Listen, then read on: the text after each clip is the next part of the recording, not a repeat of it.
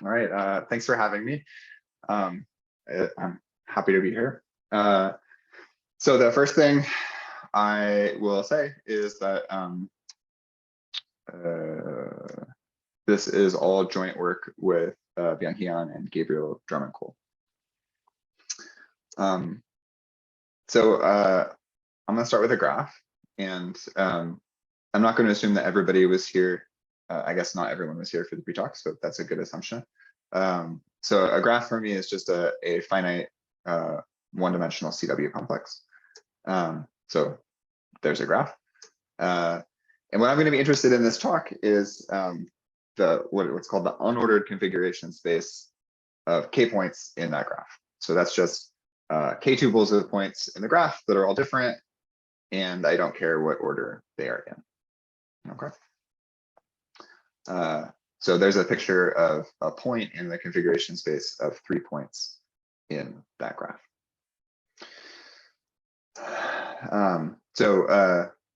Quick example. This is an example that showed up in the pre-talk, but it's important, so it's worth going over again, even if you were there. So if you have 2 points in this graph, which is the cone on a discrete set with 3 elements, then what you can do is you can move one particle onto the unoccupied leg through the central vertex, and then move the other particle onto the leg that is now unoccupied. And that gets you this picture. And then you can keep doing it. And doing it 3 times gets you back to where you started. Okay, so together these things form a loop in the configuration space of 2 points on this particular graph. And it's not trivial in Pi1. And in fact, the configuration space of 2 points on this graph has the homotopy type of a circle. Okay, so this is sort of the first interesting thing that happens in configuration spaces of graphs. Configuration spaces of one-dimensional manifolds are totally uninteresting. So as we saw in the pre-talk, the configuration spaces unordered of the line are intractable, all of them, and the configuration spaces of the circle are all just circles of the homotopy. So nothing interesting in one-dimensional manifolds, but as soon as you allow vertices of higher valence, interesting topology starts to show up. A little bit surprising, or it was to me when I first saw this. Someone was like, hey, configuration spaces are graphs, and I was like, there's no way that's interesting, but joke's on me. Theorem of Abrams or of Greist or of Tsiolkovsky, it's a little hard to pin down who gave the first correct proof of this theorem. It's commonly attributed to Greist, but the proof was not correct. Is that these spaces are aspherical. They have no higher homotopy groups. So they classify their fundamental groups, which are called the graph braid groups. So this is by analogy with the classical braid groups, which are the fundamental groups of the configuration spaces of the plane. So when we are studying homology, say, of these spaces, you can equally think that we are studying the group homology of these graph braid groups. And an example due to Greist, which I went over in some detail in the pre-talk at the level of orientation double covers, is that the configuration space of 2 unordered points in a complete graph on 5 vertices, K5, has the homotopy type of a connect sum of 7 copies of RP2. So there's interesting topology that shows up. There are interesting groups that show up. These are surface groups that are examples of graph braid groups. Okay, to tell you the main theorem that I'd like to talk around, I need to define a graph invariant or a sequence of graph invariants. So fix I is just some natural number. Then I'm going to define a graph invariant called the ith Ramos number of the graph. And what it is it's called delta I. And you calculate it in the following way. So take your graph and remove a set of vertices of cardinality I. So if I is 2, just like pick a pair of vertices and remove them. And those vertices should be what are called essential vertices. So an essential vertex is a vertex that has valence at least 3. So not 1 or 2. Valence 1 vertices are kind of dumb because they don't change the isotopy type of the graph, and valence 2 vertices don't change the homeomorphism type of the graph, but that's just subdivision information. So that's all stupid from the point of view of topology. Forget that. We're just going to choose I many essential vertices and remove them from the graph. We're just going to punch a bunch of holes in the graph and look at the number of connected components that we get. So this is like a measure of the connectivity of the graph. If you've seen some graph theory, then you know about notions of connectivity. This is like a topologist's version of that. How connected is your graph? How disconnected can you make it by removing I vertices? And you just look at the largest number of connected components you get in this way. Okay. This is the ith Ramos number. Are there any questions about the definition?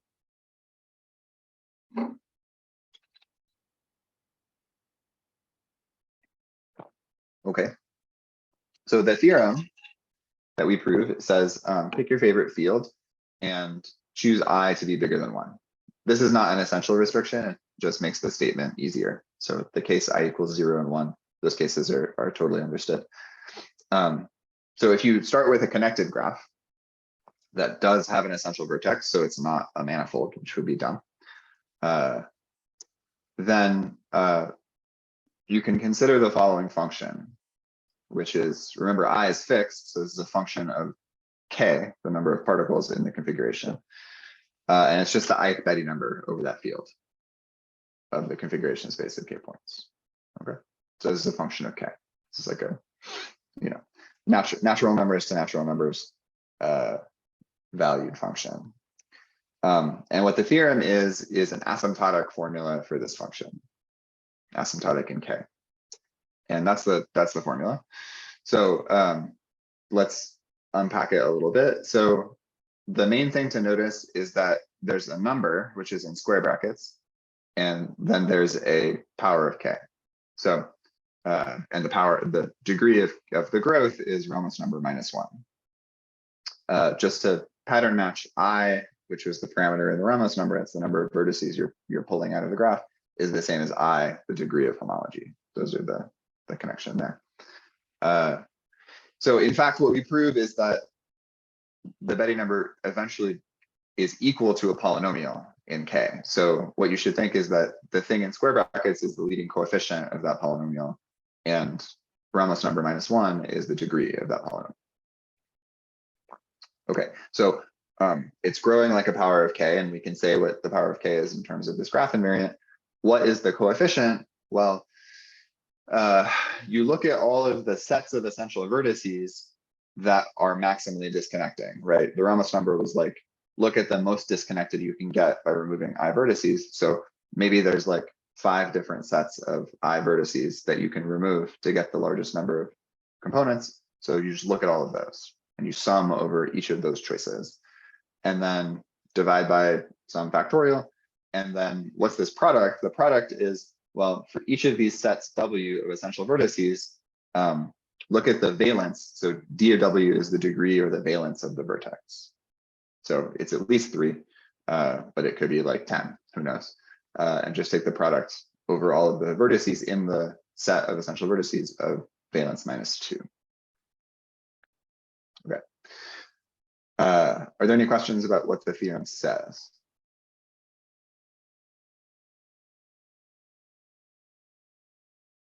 So again, this is an asymptotic formula for the Betti numbers of the configuration spaces of a graph. I already said this, we actually show polynomial growth, so we're calculating basically just the leading term of that polynomial. Okay, so you have no reason to believe this at all, like it probably looks slightly crazy. So I'd like to try to get toward believability. Getting toward justification is way too much for a talk, but I'd like to get toward believability at least, and I'll do that in in a series of getting closer and closer and closer to what it actually says. So the first thing you might wonder is why should I think that there's polynomial growth eventually at all, right? Why isn't it exponential? Why, why is it even regular eventually? You know, what's going on? Why should there be a polynomial growth? There has to be a reason for that. And the reason goes back to a theorem of Hilbert from the Stone Age, which says that if you have a finitely generated graded module over a polynomial ring, so Hilbert is viewing the variables x1 through xn as having degree 1. And so you have a graded module over this graded ring.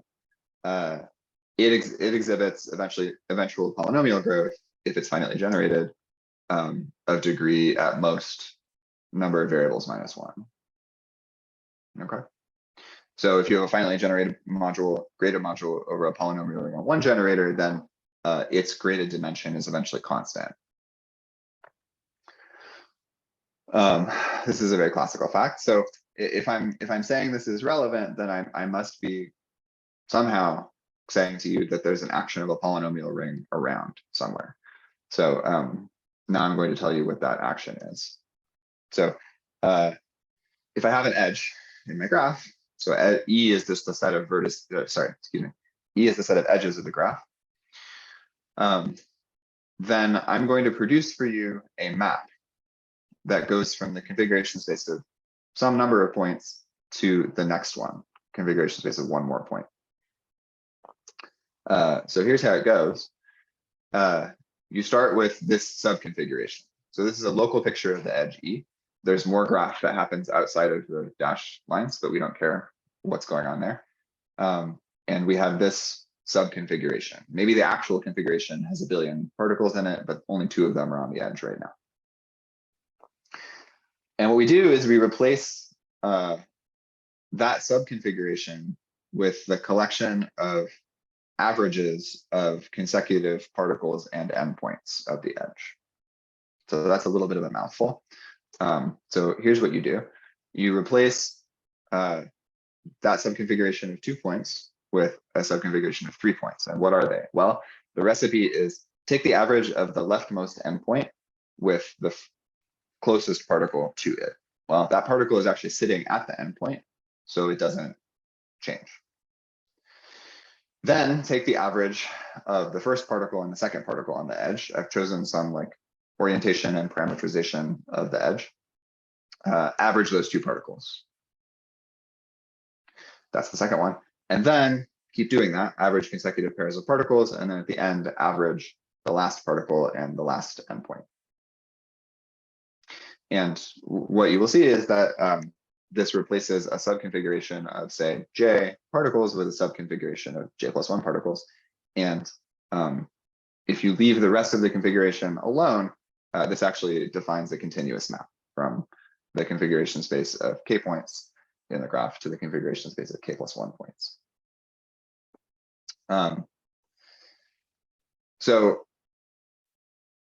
Maybe I'll wax slightly philosophical for a second. So this may or may not seem surprising to you.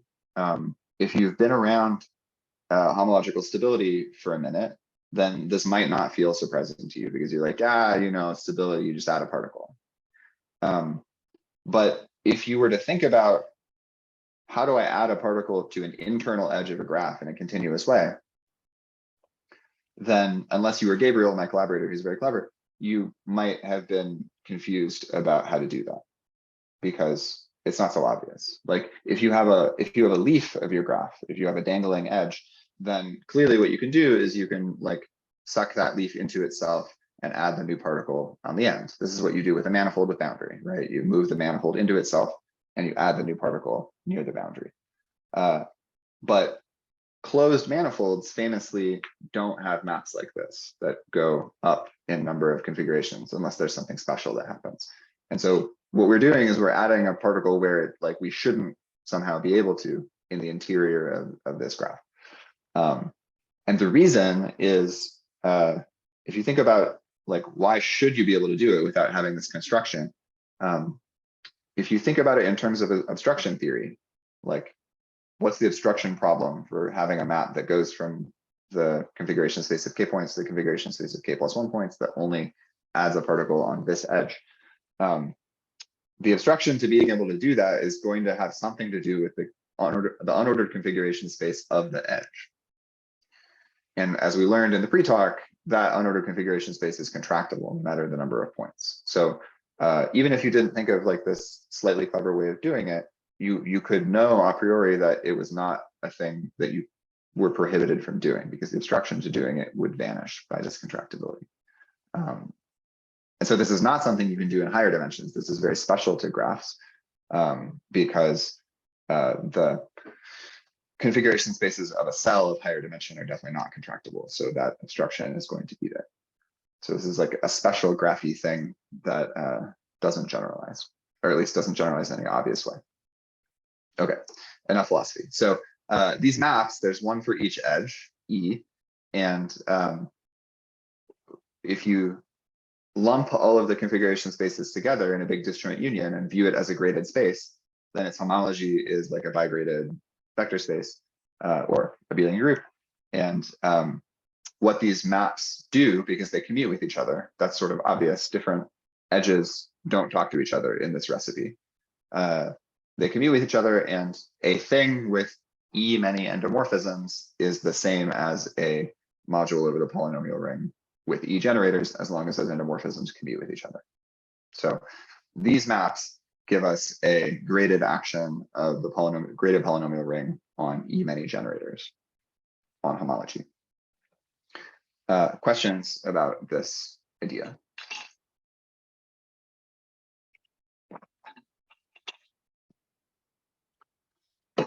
So this is where the action comes from.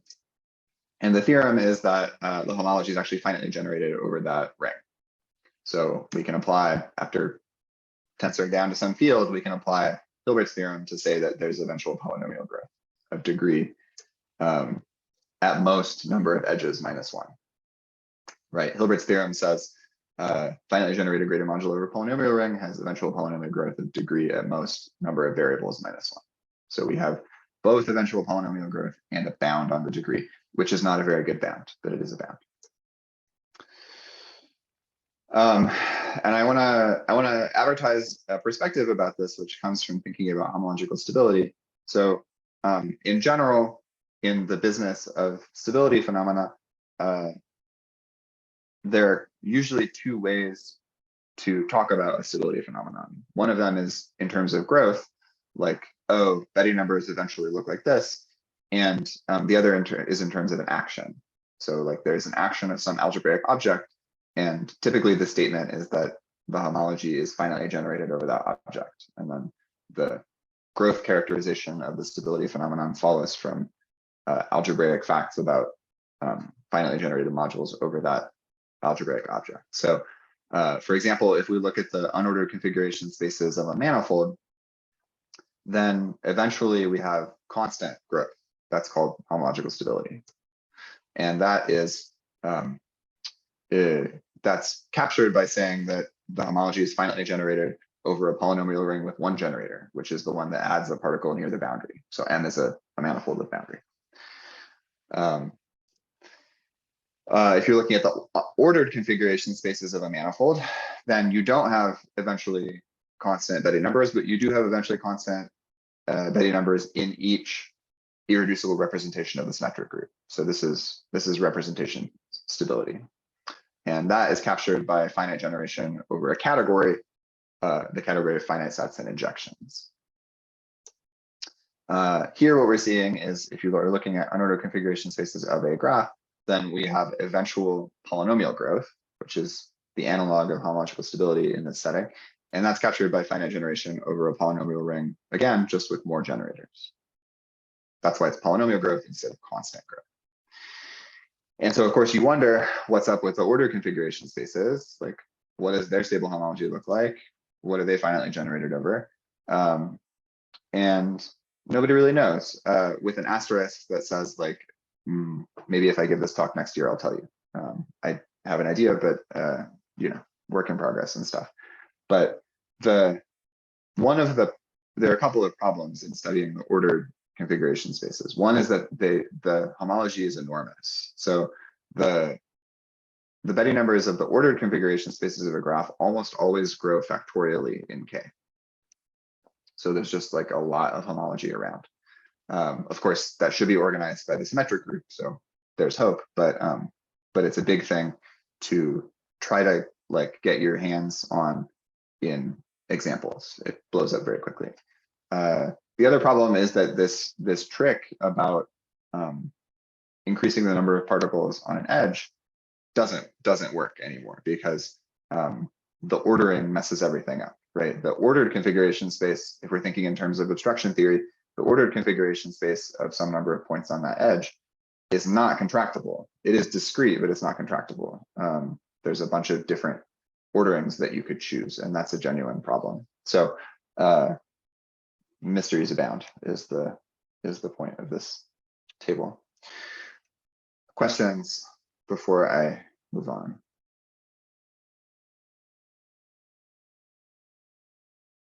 Okay, so this was supposed to be an answer to the question, why should there be polynomial growth at all? The next question you might wonder is like, okay, fine, there's polynomial growth. Why is that the degree? Right? Where does this Ramos number even come from in life? Okay, so I would like to try to get in the direction of answering that. So if you want to know the degree of growth, maybe a way to do it would be to bound it from below and bound it from above, and then cross your fingers and hope that those are the same. So let's try to just bound the degree from below. What we will do is we will produce a submodule over this polynomial ring. Remember, what we're doing is we're viewing the homology of all of the configuration spaces of the graph as a graded, bigraded, because they're different homology degrees, but the action of the polynomial ring preserves the degree of homology. So in fixed degree I, we just have a graded module over this polynomial ring, all of the configuration spaces together. And what we're going to do is we're going to identify a submodule over that polynomial ring that has growth delta of -1. And then that will be a lower bound on the degree of growth of the overall thing. Okay, so this is where that example from before comes in. So if you have an essential vertex in your graph, remember the Ramos number is about like choose a bunch of essential vertices and then like pop them out of your graph and see how many essential vertices or how many components you get. So if you have one of these essential vertices, then what can you do? You can cook up an embedding of that little graph that we were talking about earlier into your big graph, right? Essential means at least valence 3. So because it's at least valence 3, at least 3 edges are coming together at one vertex. And so you can choose 3 of them and produce an embedding of this graph. Okay. And if you do that, then, well, the configuration space of 2 points in the source of that embedding is a circle up to homotopy. And this embedding induces a map on configuration spaces. And that map induces a map on homology. So you can take the fundamental class of that circle and push it forward into the homology of the configuration space of the graph. And that gives you what's called a star class, because this graph is star-shaped. And that's a degree 1 class in the configuration space of 2 points of your big graph. That comes from just geometrically, these 2 particles are just taking turns orbiting each other by passing through that essential vertex B.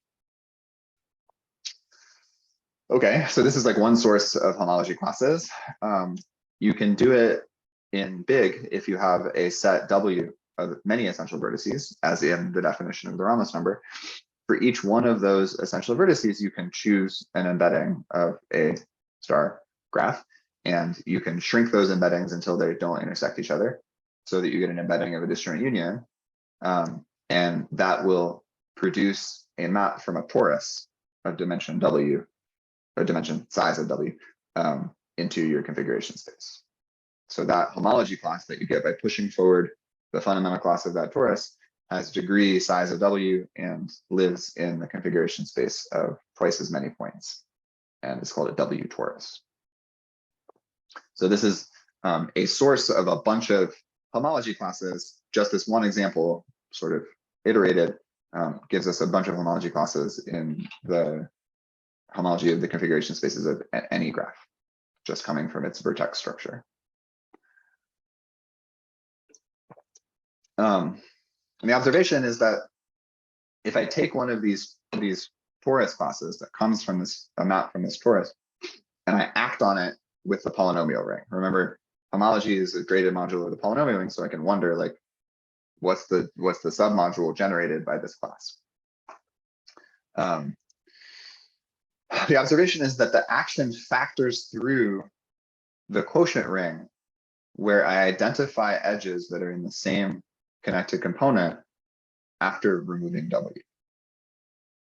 So we'll see this in a picture in a moment, but already this is looking like it's connecting to the Ramos numbers. Remember, the definition of the Ramos numbers is like, look at exactly the connected component number of connected components that you get after punching out the vertices W.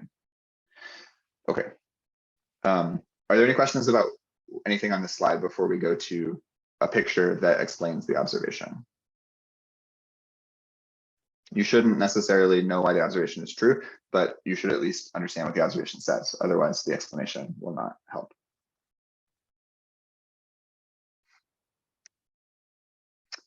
Okay, so here's an example. Here's my graph. It's the theta graph with 3 edges. And I have that star class, which is 2 particles orbiting each other by taking turns going through that essential vertex. I can act by the generator of the polynomial ring, which is edge number 1. And I'm claiming that it is equal to acting by the generator of the polynomial ring, which is edge number 2. That is what the observation would be saying, because if we remove the essential vertex that alpha is supported at, we just get one component, right? Edge 1, edge 2, and edge 3 are all in the same component after removing that essential vertex. So if the observation is true, then it should be the case that the action of the polynomial ring on alpha factors through the quotient that identifies all of the generators, all of the edges. So the action of E1 should be the same as the action of E2. And that's true because look, there's a homology between those 2 homology classes. There's a path that connects those 2 things, right? E1 times alpha is 2 particles doing something way over here and a single particle sitting on this edge. And because there's a way to get from this edge to the other edge that doesn't pass through the vertex occupied by those 2 vertices, these 2 homology classes are the same because they're connected by like a path in the space. Okay, there's a homotopy. And similarly, those 2 are the same as E3 times alpha. Okay, so that is a picture that tells you why the observation is true. The action of the polynomial ring generated by the edges on one of these toric classes factors through this quotient where we identify edges that are connected away from the set of essential vertices. Okay. Sometimes the action factors even further. So here's an example, which is a calculation that one does. It turns out that the homology class that is 2 particles orbiting the left-hand vertex of this graph is the same as the homology class that is 2 particles orbiting the right-hand vertex of this graph. That's not something that's obvious, but it's a calculation that you do. This is something called the theta relation because it comes from this theta graph. And so, well, how does the polynomial ring generated by the edges act on alpha inside of this larger graph where I've added a tail? Now there are four edge generators. We have the previous relations E1 equals E2 equals E3 acting on alpha from before, but now we actually have another relation which says that E4 acts the same. And this is an extra relation from what the observation would say. The observation would say, okay, if I remove that vertex that alpha is supported at, I get this picture, which has 2 components. And so the action should factor through the quotient that identifies these 3 edges and keeps this one separate. And I'm saying, actually, it factors further through the identification of all 4 edges. And the reason is that, well, because of the theta relation, alpha supported at the right-hand vertex is the same as alpha supported at the left-hand vertex.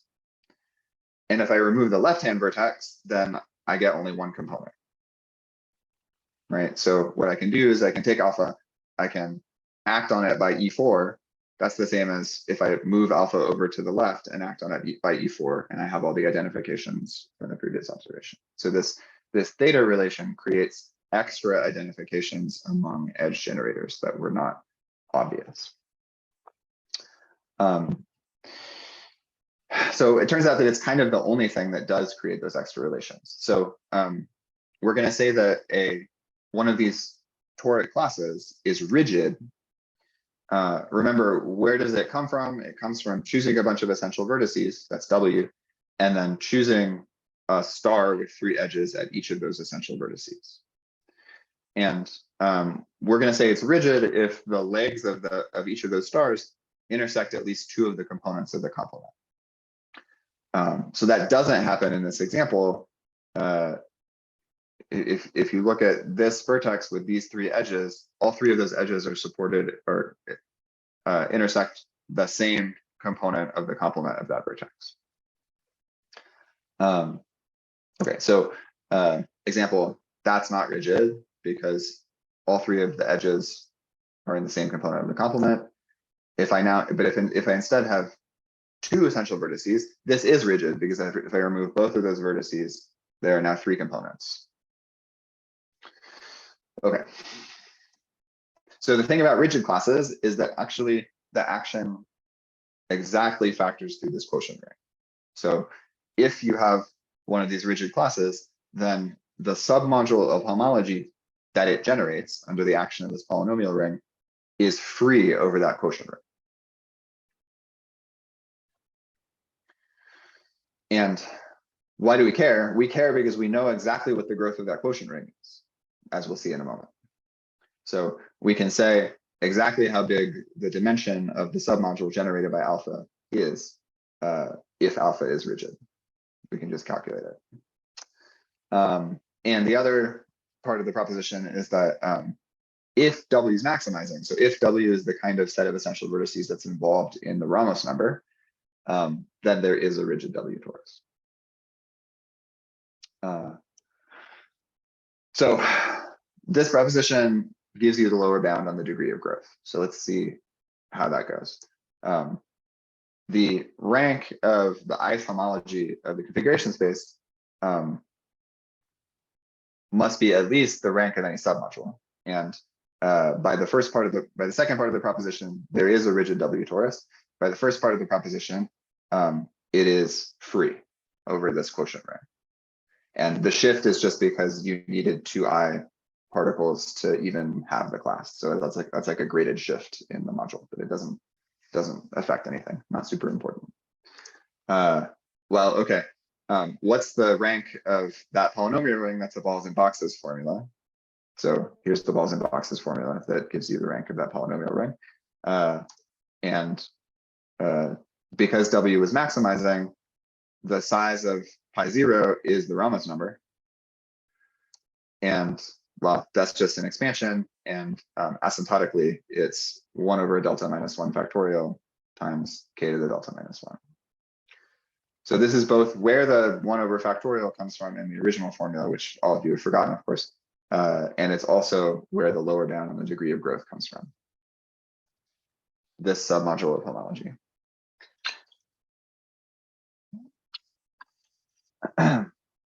Any questions before I continue?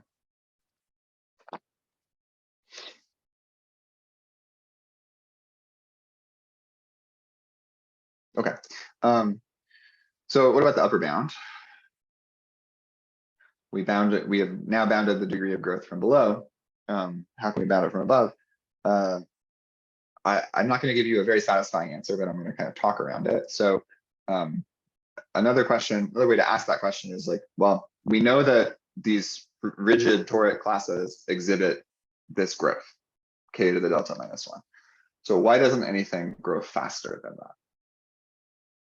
Why are there not homology classes that generate submodules under the polynomial ring that have faster growth of rank? Well, if we imagined that these toric classes were all that there were, then the theta relation would already tell you that the rigid ones grew the fastest because the non-rigid ones had these extra relations so that the action factors through a smaller quotient ring, therefore generating a submodule of homology with smaller growth, right? The number of generators of the polynomial ring acting is somehow telling you the degree of growth if it's a free module. Okay, well, there are other things than these toric classes. So here's an example of a class that doesn't come from those toric classes. If you just have a cycle in your graph, then that's a homology class in the configuration space of one point on your graph, which is just the graph. And it doesn't come from this fancy letting particles orbit each other at vertices construction. But it turns out that if you stabilize it on the stick of the lollipop, and if you stabilize it on the lollipop of the lollipop, and you subtract those, then the result is one of these toric classes. This is another calculation that one does in homology. Just like the theta relation, you make some calculation in this small atomic graph, and then you get a relation that's valid for all graphs. So it's called the Q relation because the lollipop looks like a Q. So what this is saying is that, well, maybe your loop wasn't in the submodule generated by all of the toric classes, which you think you understand. But after stabilizing, it is. Or to put it another way, if you quotient by the submodule generated by all tori, then this equation becomes lollipop stick times class minus lollipop times class equals 0, because the thing on the right is in the submodule generated by the tori. So in the quotient, this class has an extra relation, which is those two generators become identified. And that slows the growth. Here's another example, which is completely insane. So let's look at this graph, which is the theta graph with 4 edges. It turns out if you look at 3 particles on this graph, right, like totally unassuming, like that seems like a totally reasonable thing. You could probably just draw that, like it's no big deal, whatever. Turns out that's the surface of genus 3. Makes no sense, but it is. This is an example due to lots of people, I guess. John Wilshire Gordon is one of them. Chevy and Lou Gateman are 2 others. Maybe Abrams also wrote it down. So there's the fundamental class of this surface of genus 3. And it's a new thing. It doesn't come from these toric classes. But you can show that if you stabilize by differences of edges, just like in the previous example, then you get a class that does come from these tori. So the kind of thing we're seeing is that there are relations in homology that say, okay, maybe you had some interesting homology class that came from some weird geometric place. But once you push it up sort of into the stable range by multiplying by suitable combinations of edges, then it lands in the submodule that you understand of tori, whose growth that you do understand. So that's true. These examples show that these loop classes and these theta classes grow slowly modulo tori. By grow slowly, I mean the submodule over the polynomial ring generated by them grows slowly mod tori because there are relations that say difference of edges times class equals a torus. And so if I quotient by tori, then I have difference of edges times class equals 0. So that's imposing a slow growth condition mod tori. And so sort of morally what the theorem is saying, one of the things that the theorem is saying morally is that no matter what class you found, no matter how interesting, it has some relation like this. The tori control the growth, and so that means that stably, there's nothing else. Modulo tori, there's some relation that forces your interesting class to have slow growth that's dominated by the tori. Of course, that's not an answer to the original question. It's just sort of rephrasing what the original question says. But morally, this is what's happening. So this brings in a perspective that I think is really interesting that we've sort of been developing through these examples, which is a perspective of generators and relations. So a problem, sort of one of the motivating problems of the area is to understand geometrically where the homology of the configuration spaces of a graph comes from. So one way to say that is just to give a list of small graphs that you understand, like this one, and like this one, and whatever, that under operations of like pushing forward under embeddings and stabilizing by multiplying by edges and things like that, give all homology classes. So, and then you could ask about relations as well. Like we have this theta relation and this Q relation that come from these little atomic graphs. Can we give a complete list? Can we give like a universal presentation for the homology of configuration spaces of graphs in terms of atomic graphs? So there are some results in this direction. So in degree 1, Cohen-Park show that actually all that there is are these star classes and loops in the graph. That's all the homology. A theorem that I proved with Byung-hee says that in degree 2, if you're restricting your attention to planar graphs, then this weird theta class that comes from the fundamental class of the surface of genus 3 is the only generator you have to add. So if you have a loop and you have a star and you have a theta graph with 4 edges, then you get everything. But we also proved that this is not true for non-planar graphs, and we don't know what else you need. But what the theorem is saying, the original theorem, is that asymptotically there's just one generator, which is the star graph. Asymptotically, everything else is totally damped out in terms of growth. So this is like the theorem. One way to read the theorem is as a stable solution to the problem of universal generation.